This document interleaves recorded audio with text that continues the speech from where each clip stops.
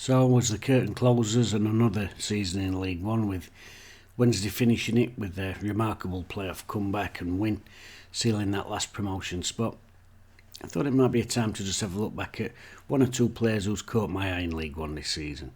It's just a bit of fun. I'm not basing this off stats or anything like that. Just players who I've thought, well, he's not a bad player. He can do a job. Anyway, without further ado, and like I said, just a bit of fun.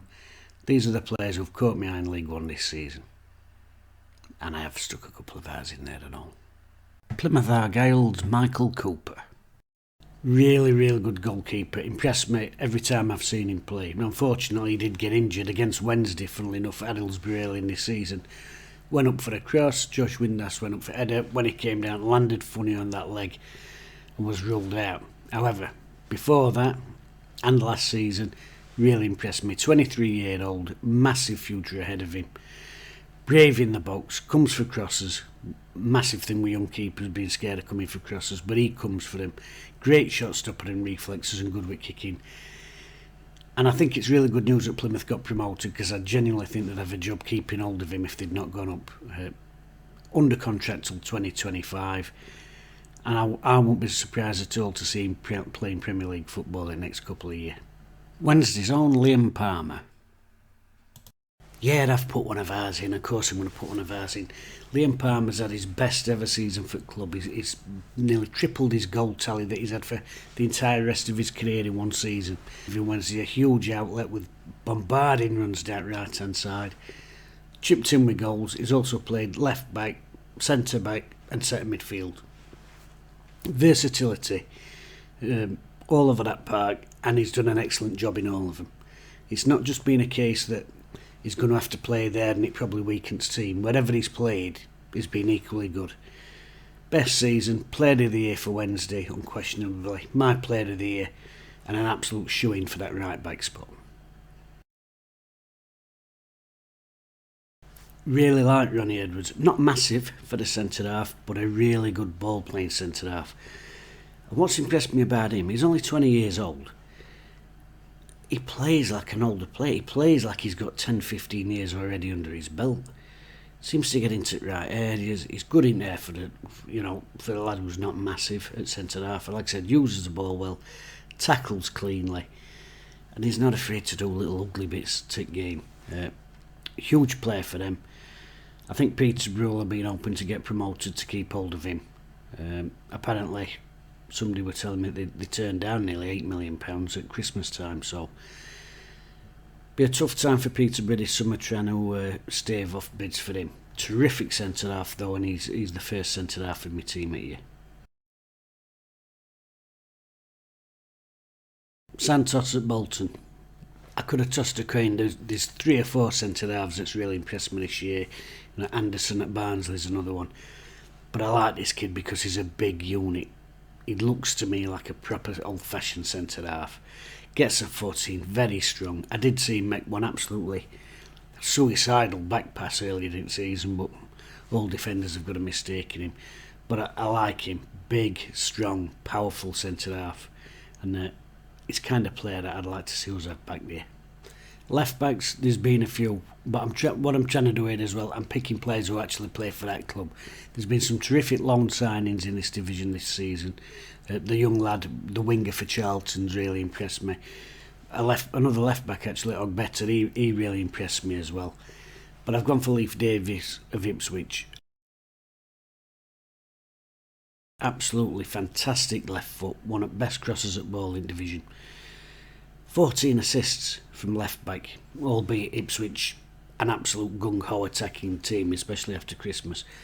Fantastic left foot, summer signing last season from Leeds, and a player who I've got absolutely no doubt is just going to take Championship by storm. Massive future ahead of him, so he'd be my left back. On my right wing, Aaron Collins, Bristol Rovers.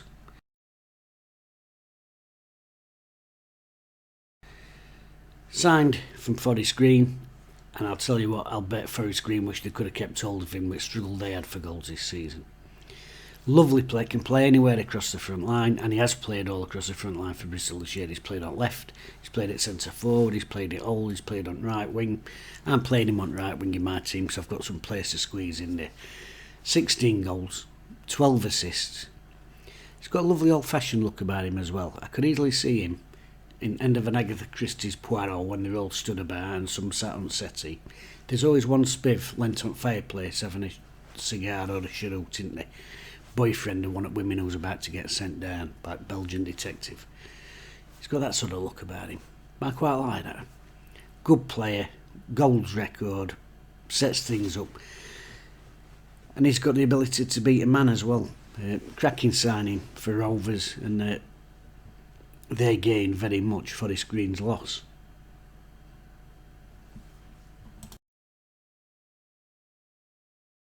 Centre midfield, there's a lot of players in this division who've really impressed me, and a lot of players that I'd never heard of before, and that's not being big-headed, I don't like that, but didn't know many players in this division, and there's been a few that's caught my eye.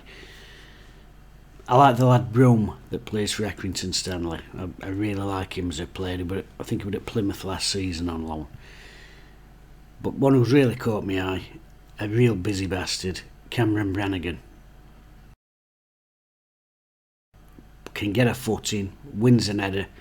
Terrific player, just sat in front of that back four, just getting across and making tackles, covering positions when full-backs are overlapping, and he can chip in with goals.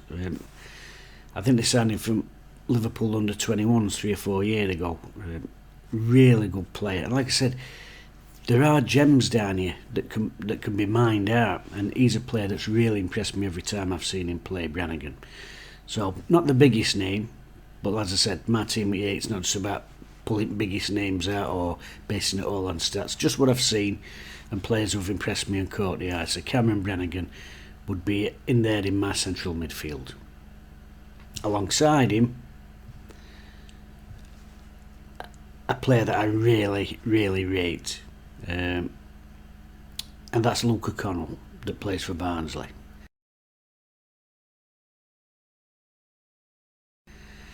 Now, there'll be probably 1 or 2 Barnsley fans here thinking I'm taking piss, but I was actually saying this before playoff final, before he became a Wednesday hero anyway. A really busy player, gets a foot in, fantastic at nicking ball off opposition in and around box, and not afraid to play that quick first time pass, don't always want to have a touch, likes to get ball in and keep it moving on. Good left foot. There's that miss, I know there's that miss, but he's genuinely the sort of player that I'd like to see Wednesday sniffing after. £100,000 signing from Celtic, an absolute snip for Barnsley. And as I said, he's the sort of player that I'd like to see us after. I mean, if he came to Hillsborough, he's already got fans on side, hasn't he? I didn't know what shape my team are going to be. I've kept it to a simple 4-4-2 because everybody knows what they're doing. Also, it's an excuse because the next player I've picked is a central midfield player, but he can do a job out left, and I've got to put him in. It's Wednesday's skipper, Barry Bannon.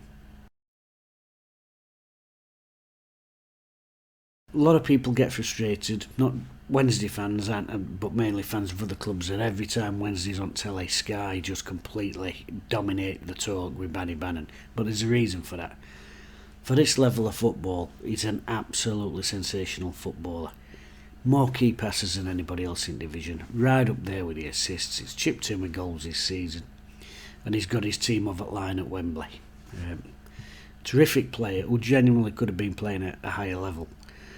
And I think one of the things with Bannon is, I think he looks better himself at a higher level. It's a different type of football down here. And he's had to get used to that, and he's had to adapt his game a bit, and I think he's done that brilliantly. He's had a terrific season for Wednesday, and to be honest, I was always going to pick him. Up front, right, me strikers. This is the one everyone likes to talk about. Goal scorers, and I could have picked any number this year. There's been a lot of good goal scorers in this division, but forward plays more than just scoring goals. It's everything else you do. It's how you hold the ball up, how you link the play. And I've actually seen some players that have impressed me this season who haven't scored many goals, but I think the potential's there for them to The young lad Promise at Fleetwood, he'd be one that I'd like to keep an eye on in future. I think with good coaching, there's plenty to come out of him. I think he's more suited down middle. I know he's played wide a lot for them. But I've gone for my first striker, Connor Chaplin of Ipswich Town. £1 million signing from Barnsley, 2-3 years ago, and you get what you pay for. It's probably the most expensive striker in division, and for good reason, because you're getting goals. After Christmas, when Ipswich were absolutely relentless in their hunting down of Wednesday and Plymouth, he was nothing sort of sensational. He can play on either flank, play up front, play in all. He's really good at finding that space. He'll have a pop with either foot. And 10 goals in their final 10 games at season is absolutely sensational form for any striker. Brilliant season he's had. Looks like sort of kid you see hanging about outside shops on a 1960s estate with flat roof, but fantastic striker, fantastic season he's had. So he would be me number 10. Number 9, well, you probably all know who I'm going to go for with my number 9, because there's something about that shirt number, isn't there, that it suggests a certain type of player, a certain build of player, and that's what I've gone for. Number 9, Jonson Clarke-Harris. 29 goals for the season. Strong, powerful, he can out ball up, he's terrific in air, he gets loads of headers, barges defenders out of the way, and he loves to crack a shot away. Really top signing for Peterborough. Top. I sound like that bleeding redknapp knob. Anyway, fantastic signing, Jonson Clarke-Harris, and apparently he's been put on transfer list. Yeah, it's something that Peterborough do. When players get to last year of the contract, they automatically go on list. He will make an excellent signing for Sunday, not just in this division, but I think possibly in Championship. And I don't know if there's any clubs that might have recently gone up to Championship from League One that might be looking for a big, powerful striker who can get you nearly 30 goals a season. But he'd make an excellent signing for one of them. Anyway, let's have a quick look at my full team now. Cooper in goal, right back Liam Palmer, left back Leif Davis, my 2 centre halves Ronnie Edwards and Santos, midfield Collins, Brannigan, Connell. I'll tell you what, Brannigan and Connell in there, they don't have to give you some energy and some ball winning. Barry Bannon tucked in off that left hand side, just giving you that ability on ball to create things. And up front, I think that's almost a perfect partnership. A big, strong centre forward in Clarke-Harris, and one of those mobile lads who can just get in and out, pockets of space in Connor Chaplin. I'm looking at that. That's actually a really good side, isn't it? Now, as I said, it's just a bit of fun, and none of this is based on stats. I've probably picked some players in there who might only have completed 5 of the passes they've attempted all season. But I've just gone for people who's caught my eye when they've played against Wednesday in both games, an odd game that I've seen on telly. Equally, there's 1 or 2 players probably a bit unlucky not to make my team. Mads Anderson at Barnsley, terrific centre half. He's impressed me every time I've seen him play. Strong, aggressive, likes to get best of his man. Cashin at Derby, another one, terrific young centre half. He's really impressed me. Whittaker at Plymouth Argyle, lively player, scores goals, sets up chances, can take people on.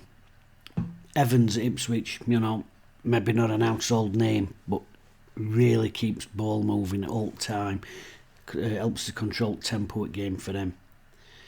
Che Dunkley, terrific signing for Shrewsbury Town, not missed a game all season, really good in air. I mean, he's one of them centre halves. His head is like a magnet at ball, absolutely terrific for them, and I'm really pleased, obviously with him being an ex-Wednesday lad, that he's had a good season there. And Alfie May, I mean, there's a lad, he just scores goals wherever he goes, Cheltenham Town, maybe not the most fashionable club in the world, but he's gone there and he's really set it alight for him. Terrific striker. Let me know what you think about my team, and let me know who'd be in your EFL League One team at you. I sounded very professional then, huh? Right, time for the brew. That's a good side, that. I tell you what, good balance. Goals all over at Park. 2 ball winners. Nice combo at centre half. Big centre half and little one who's good on floor. Assists and goals from full back. Acrobatic keeper who probably played Premier League. Might cost you a few bob, that, wouldn't it?